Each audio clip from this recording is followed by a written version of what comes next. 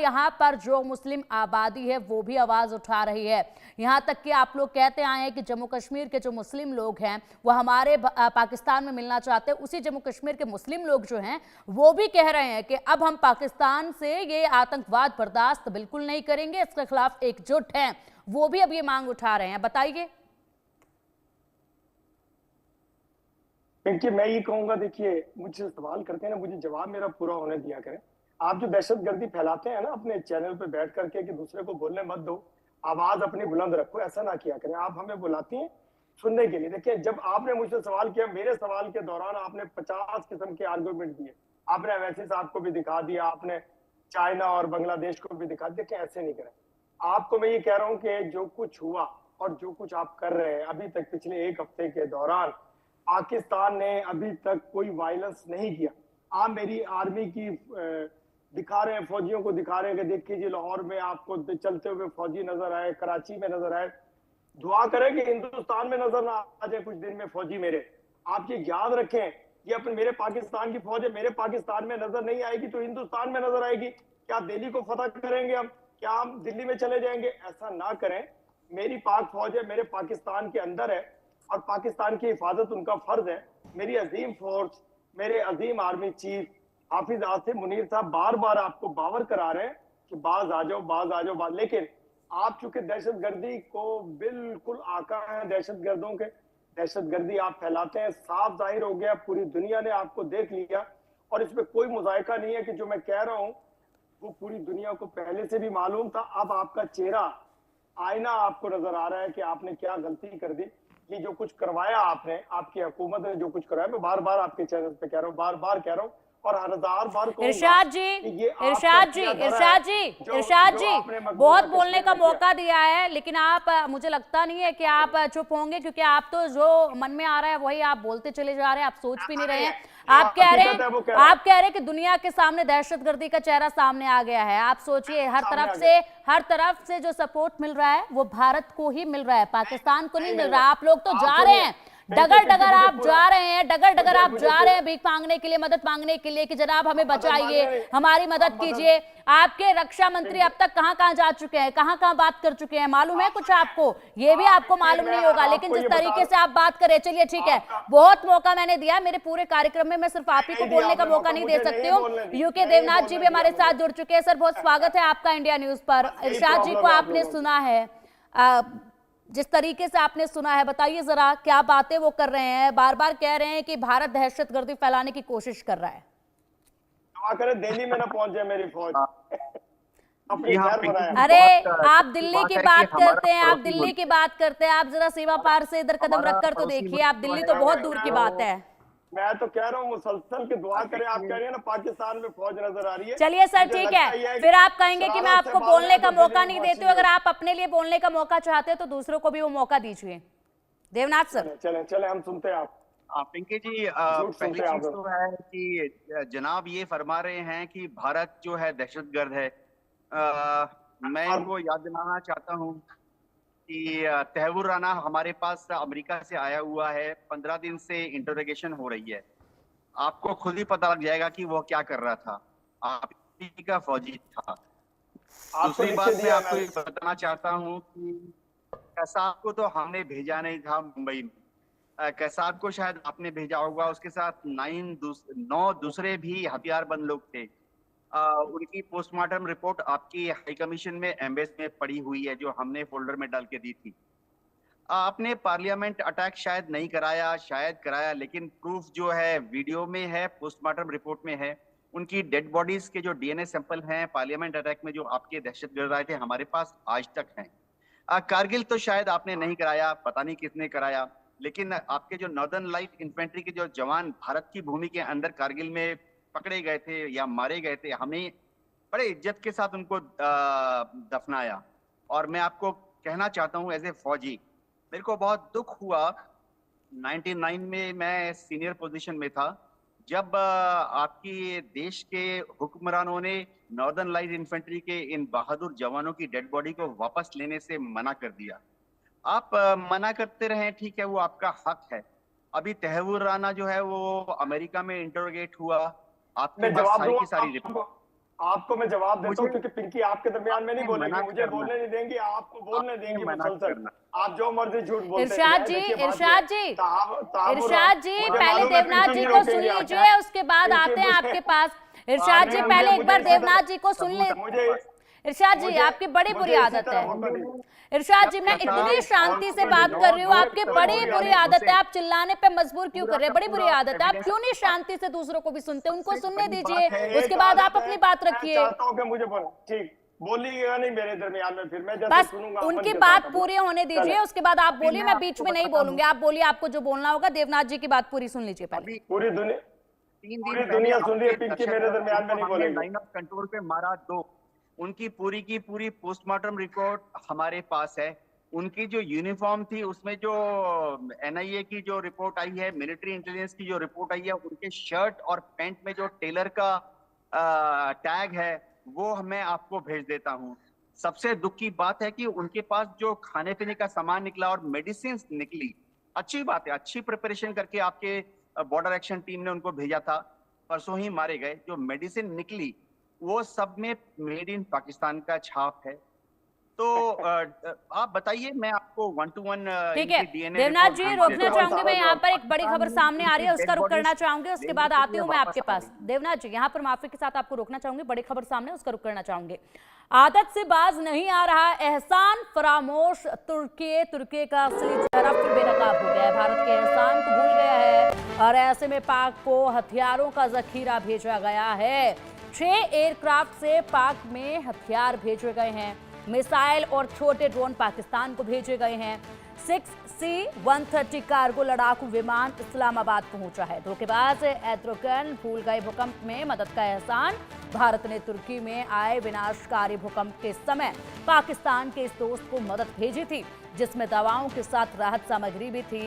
राष्ट्रीय आपदा प्रतिक्रिया बल यानी एनडीआरएफ और भारतीय सेना की टीमों ने भूकंप प्रभावित देश में 24 घंटे काम किया था, लेकिन इस एहसान को भूल गया है। और बड़ी बात तो ये कि इरशाद जी जिस तरीके से बोल रहे हैं कि दहशतगर्दी फैला रहे हैं, अरे देखिए जनाब, आप दूसरों के ऊपर जिस तरीके से कह देते हैं कि अगर हम लोगों ने दिल्ली में आ गए तो बचोगे नहीं, हम लोग यहाँ आ गए तो बचोगे नहीं। अभी आप जो धमकियां यहाँ बैठकर दे रहे हैं ना, लड़ने के लिए आप लोगों के पास तो हथियार तक नहीं है, लड़ने के लिए आप लोगों के पास कुछ भी नहीं है।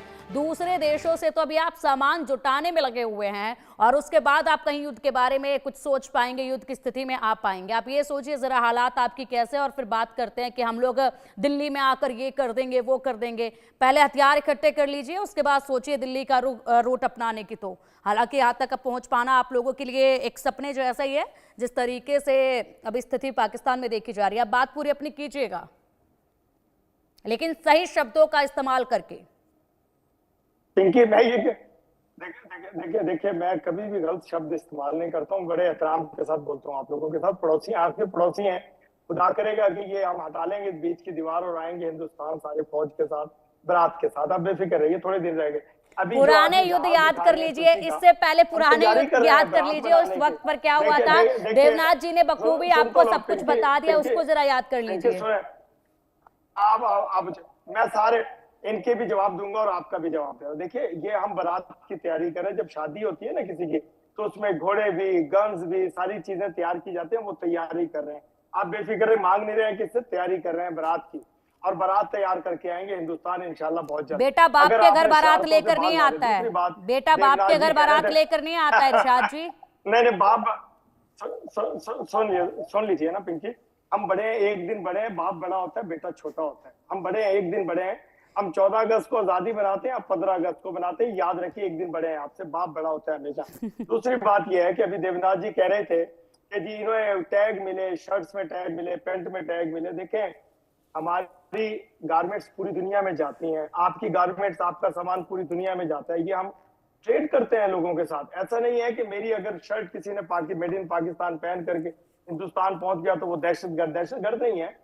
मैंने चीजें बेचता हूं, आप चीजें बेचते हैं, पूरी दुनिया में जाती हैं। ये वाला इल्जाम आपका ठीक नहीं है। दूसरी मेडिसिन की बात करें, मेडिसिन भी पूरी दुनिया से हमारे यहाँ आती है, आपकी तरफ से भी आती है, हमारी तरफ से भी जाती हैं, वो भी झूठा इल्जाम लगा रहे हैं आप। तीसरी बात, मैं आपसे हमेशा ये पूछता हूं कि क्या सिर्फ कश्मीर में ही दहशतगर्दी होती है? मैं बार बार एक सवाल आपसे 3 दिन से पूछ रहा हूं, क्यों दिल्ली में, मुंबई में, दूसरे इलाकों में, दूसरे शहरों में, दूसरे सूबों में ये काम नहीं होता जो मासूम कश्मीरियों के मुल्क में आप लोग करवाते हैं? इल्जाम पाकिस्तान पे लगाते थे। चले जी, पाकिस्तान इरशाद से जी, दहशतगर्द इसका आया, जवाब आप दूंगी, इसका जवाब बहुत जल्दी से इसका जवाब दूंगी। जो आप कह रहे हैं ना मासूम कश्मीरियों से, तो सुनिए, यहाँ पर जम्मू कश्मीर में पर्यटकों के आने का सिलसिला तेज हुआ, लोगों को कमाई मिली, अपने घर चलाने के लिए साधन वहां पर मिले और इसी के साथ उनकी जिंदगी अच्छी खूबसूरत चलने लगी।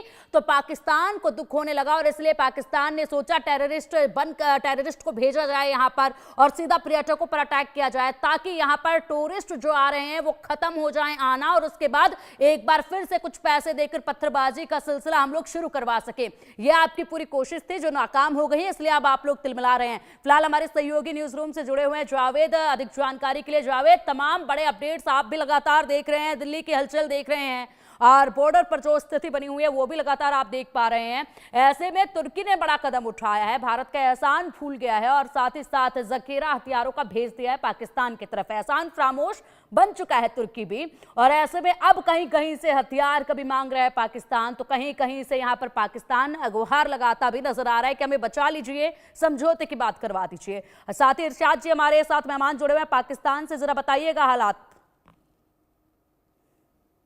की बात। तो चलो चीन की बात समझ में आती है कि उसने PL-15 मिसाइलें जो है उसने पाकिस्तान को दिया, लेकिन साल 2023 में जब 6 फरवरी को जब भूकंप आया था सीरिया में और तुर्की में, तो भारत ही उन तमाम देशों में से एक इकलौता देश था जो कि तुर्की की मदद के लिए सबसे पहले आया था, जहां पर 7.5 की तीव्रता से जो पूरा भूकंप आया था उसमें जो है कम से कम 405 मिलियन के डॉलर्स के हिसाब से पूरा बर्बाद हुआ था टर्की। लेकिन भारत ने हर तरीके से मदद किया। लेकिन जिस तरीके से रविवार के दिन जो धोखेबाजी का, यानी कि यूँ कहें कि एक धोखेबाज तरीके से सब कुछ भूलने के बाद जिस तरीके से टर्की ने भारत के खिलाफ पाकिस्तान में अपने C-6-130 हरकुलस विमान से, तकरीबन 6 ऐसे विमान हैं जिनसे गाइडेड मिसाइल, ड्रोन कैमरा और छोटे बड़े सोफिस्टिकेटेड आर्म्स जो है वो पाकिस्तान में पहुंचाया गया है। इससे साफ जाहिर होता है कि टर्की का जो रुख है वो किस तरीके का भारत को लेकर है। भारत लगातार जो पाकिस्तान की बात करें तो पाकिस्तान हमेशा से भारत के हर मोड़ पर भारत को धोखा देता आया है, लेकिन जिस तरीके से बाकी देशों को लेकर भारत का जो एक मैत्रिकता है, जो एक दोस्ती का एक मददगार तौर पर जो पूरा एक मामला देखने को मिला, लेकिन ऐसे में अर्दगोन ने जिस तरीके से पाकिस्तान से हाथ मिलाने के बाद और जिस तरीके से पाकिस्तान को उसने 6C-6-130 हरकुलस विमान से तमाम वो शिपमेंट के जरिए वो हथियार भेजे, जिसमें अभी तक जानकारी मिली कि गाइडेड मिसाइल है, ड्रोन कैमरा, छोटे बड़े हथियार है, इसके अलावा कुछ और हाईटेक बम्स है, इसके अलावा और क्या क्या दिया ये अभी तक जानकारी नहीं, लेकिन ये सोर्सेज के हवाले से खबर है। लेकिन ये अपने में एक धोखेबाजी है, क्योंकि देखिए जब जो टर्की है जो पूरी तरीके से एक तरह से बर्बाद हो गया था, आर्थिक तौर पर कहीं ना कहीं इंटरनेशनल मार्केट में नीचे की तरफ डाउनफॉल पे आ गया था, तब भारत उसके लिए मदद के लिए आगे आया था और भारत ने हर तरीके से टर्की की मदद की। लेकिन इस तरीके से जो टर्की ने धोखेबाजी की है भारत के साथ, ये कहीं ना कहीं धोखेबाजी इसलिए हुआ कि क्योंकि जिस तरह से कश्मीर के पहलगाम में जिस तरीके से आतंकी हमले में 26 बेकसूर भारतीय मारे गए, उसमें उसके बाद जिस तरीके से भारत और पाकिस्तान के बीच एक तनाव की स्थिति जहां पैदा हो गई, ऐसे में किसी दूसरे देश जो कि जिसको भारत ने हर वक्त मदद किया, हर वक्त खड़ा रहा और वो इस तरीके से हथियार सप्लाई करता, तो अपने में कहीं ना कहीं ये साफ अंदाजा लगाया जा सकता है कि अर्दगोन का या टर्की का क्या रुख है भारत को लेकर। लेकिन फिलहाल इससे कोई भारत को कोई फर्क नहीं पड़ता है, क्योंकि सिर्फ चीन के PL-15 मिसाइल दे देने से और 6C-6-130 जो विमान है जिसमें सोफिस्टिकेटेड हथियार, गाइडेड मिसाइल, इसके अलावा drone camera, TB2 drone camera, इसके अलावा बाकी जो हाईली बॉम्ब है जो क्यूपेटेड है, उसको अगर दे देने से कोई फर्क नहीं पड़ता। लेकिन फिलहाल ये इससे रुख साफ होता है कि पाकिस्तान की क्या मंशा है, उसके अलावा चीन की क्या मंशा। चीन की तो पहले से ही देखते आ रहे हैं हम लोग बॉर्डर्स पे जिस तरीके से चीन का रुख साफ है भारत के लिए, लेकिन टर्की को देख के कहीं ना कहीं एक रुख साफ हो गया कि किस तरीके से धोखेबाजी जो वो सामने आई है। जी पिंकी, बिल्कुल जाहिर सी बात है, यहाँ पर ये सिलसिला भी अब अच्छे से देखा जाएगा जैसे जैसे यहाँ पर अब इंतकाम की घड़ी नजदीक आएगी और सभी के असली चेहरे भी सामने आएंगे। इरशाद जी, बखूबी आपने सुना है, हमारे सहयोगी को भी अब अपनी बात जल्दी से पूरी कीजिएगा। मैं ही कह रहा हूँ, देखिए आप लोग अभी दिखा रहे थे कि तुर्की से इतना असला आ गया और आपको फर्क नहीं पड़ता। जब फर्क नहीं पड़ता तो इतनी चीखें क्यों मार रहे हैं? आप तीनों चीखें मार रहे हैं कि जी जहाज आ गए और बारूद आ गया और पता नहीं क्या कुछ आ गया। देखिए अगर फर्क नहीं पड़ता तो चीखें मत मारिए, चीखे मारने से कोई फायदा नहीं। जो कुछ होना है, अगर आप बाज ना आए तो वो कुछ होना है जो तबाही का बायस बनेगा। वो कुछ होना है कि जो चेहरे मुस्कुरा रहे हैं, 3 आप और 1 मैं अकेला बैठा हूं पाकिस्तान से, हमारी मुस्कुराहट खत्म हो जाएगी। हम बचेंगे नहीं, हम में से कोई भी नहीं बचेगा अगर कुछ हो गया तो। ये इधर हम बारात तैयार कर रहे हैं, उधर आप चीखे मार रहे हैं। देखिए अभी तो बारात बन रही है तो चीखे निकल रही है, अगर बारात वहां पहुंच गई हिंदुस्तान तो क्या होगा। तो मैं यही कहूंगा, मैं बार बार यही कहूंगा, खुदारा आओ इरशाद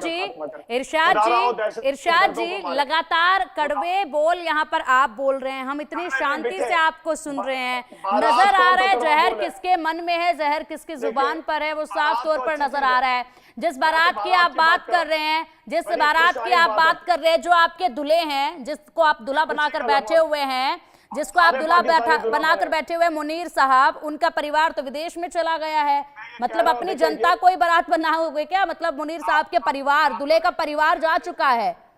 पता है आपको ये बात? जो आपके दिग्गज हैं, बड़ी बड़ी बातें करते, गीदड़ भभकिया देते हैं, वो सब तो जा चुके हैं। आप कौन सी बारात की बात कर रहे हैं? क्या शब्दों का आप इस्तेमाल कर रहे हैं? इतने शांतिपूर्ण ढंग से यहाँ पे चर्चा हो रही है। देवनाथ जी की आप भाषा को सुनिए, कितने आराम से वो बोल रहे हैं। हमारे सहयोगी ने कितने आराम से बोला है। आपका जो जुबान पे जहर है, हमारे ही लोगों का कत्ल आपने सरेआम किया, और उसके बाद जो जहर है वो भी आप ही उगल रहे हैं।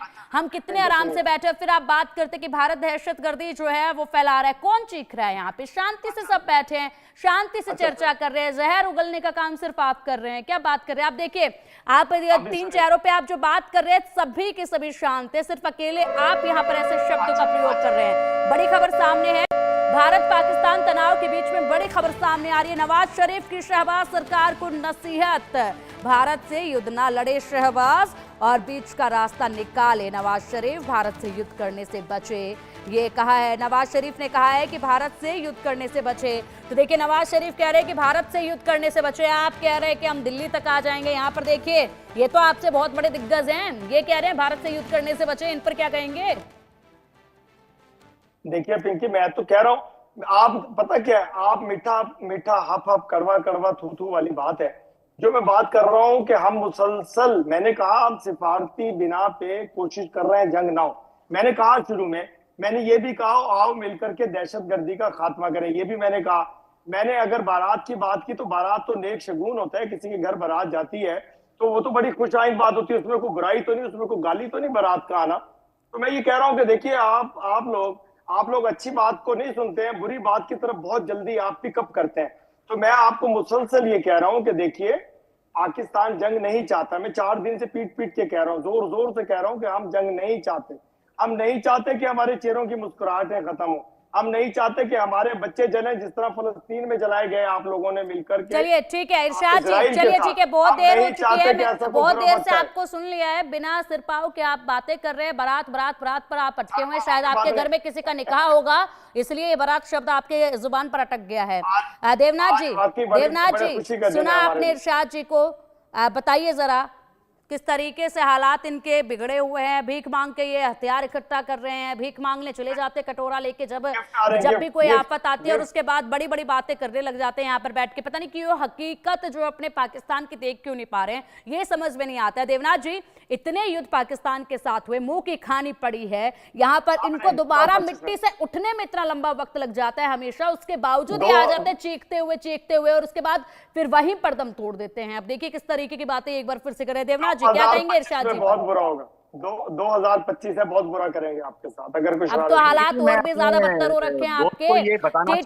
टीटीपी और बीएलए से आप भिड़ नहीं पा रहे हैं, बात करते हैं भारत से भिड़ने की। 1965 की जंग हुई थी, 1971 की जंग हुई थी, इन्होंने कारगिल में 1999 में भारत में घुसने की कोशिश की, इन्होंने पार्लियामेंट का अटैक किया, इन्होंने कसाब को बॉम्बे में भेजा। अब जब भी इनसे होती है, पता नहीं इनका कौन सा मंत्री कहां से आके बोल देता कि उसके पास 130 न्यूक्लियर हथियार हैं। अरे साहब, हमारे पास 172 हैं। दूसरी बात ये है कि आपके पास है पाव पाव वाले, हमारे पास जो सबसे छोटा वाला बॉम्ब है वो है 10 किलो न्यूटन का, और हमारा जो सबसे बड़ा बॉम्ब है न्यूक्लियर बॉम्ब वो 1 मेगाटन का है। हम तो उसका इस्तेमाल करने की धमकी नहीं देते हैं, हमने कभी नहीं कहा कि हम पाकिस्तान के ऊपर न्यूक्लियर बॉम्ब फेंक देंगे। आप लोग पता नहीं बातचीत शुरू किया है, सबसे पहले अपने एटम बम सामने ले आते हैं। हुजूर समझिए, हुजूर हम तो समझिए, रोक रहे हैं। ठीक है, आपका जो मुल्क ठीक है सर, वो आएंगे कैसा देवनाथ मुल्क जी, है? आएंगे आपके पास, आएंगे। बड़ी खबर सामने है, पीएम मोदी और राजनाथ सिंह के बीच में बैठक खत्म हो चुकी है। पीएम आवास पर 30 मिनट तक ये बैठक चली है। राजनाथ सिंह ने पीएम मोदी को महत्वपूर्ण जानकारियां साझा की हैं। एनएसए अजित डोभाल, सीडीएस अनिल चौहान भी इस बैठक में शामिल रहे और ऐसे में आज की ये दिल्ली में महत्वपूर्ण बैठक रही और ऐसे में तमाम जो बड़े अपडेट हैं यहाँ पर एलओसी से जुड़े हुए, जम्मू कश्मीर से, पहलगाम से जुड़े हुए, वो तमाम बड़े अपडेट जो हैं वो साझा किए गए हैं, पीएम मोदी तक पहुंचाए गए हैं। इसी के साथ जो है कई सारे ऑप्शंस पर यहाँ पर चर्चा की गई है, मंथन किया गया है और साथ ही साथ अब ये बैठक खत्म हुई है। बड़े अपडेट्स का इंतजार है। संजय जी का रुख करना चाहेंगे। संजय जी, लगातार इस बैठक पर आपने निगरानी बनाए रखी है, ऐसे में बैठक अब खत्म हो चुकी है, क्या बड़े अपडेट सामने आ रहे हैं?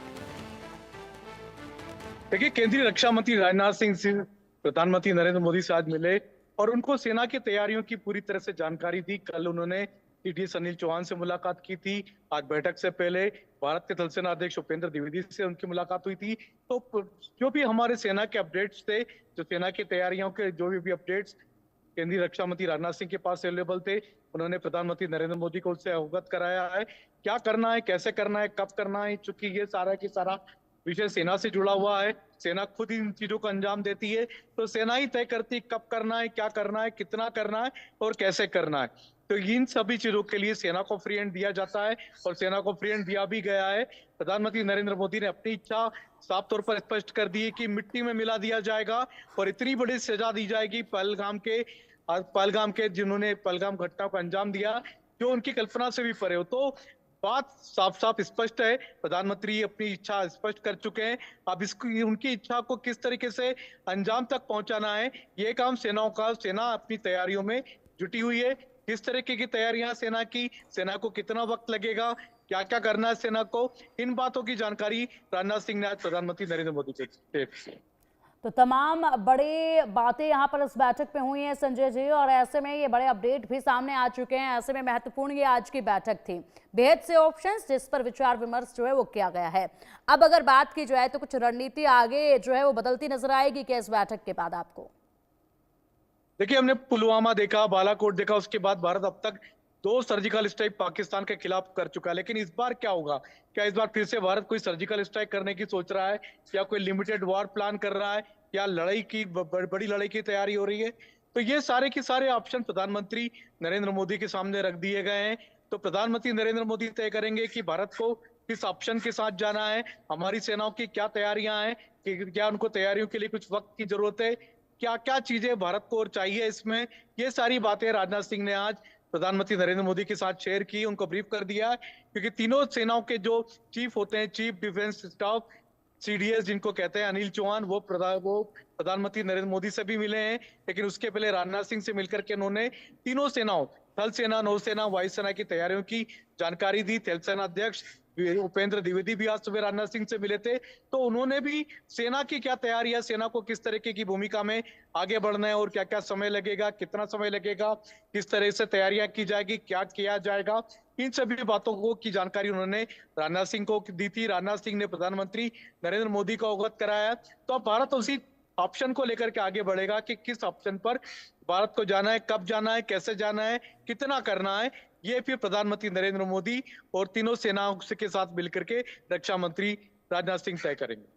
ठीक है संजय जी, बहुत बहुत शुक्रिया आपका इन तमाम जानकारियों के लिए, इन तमाम बड़े अपडेट्स के लिए।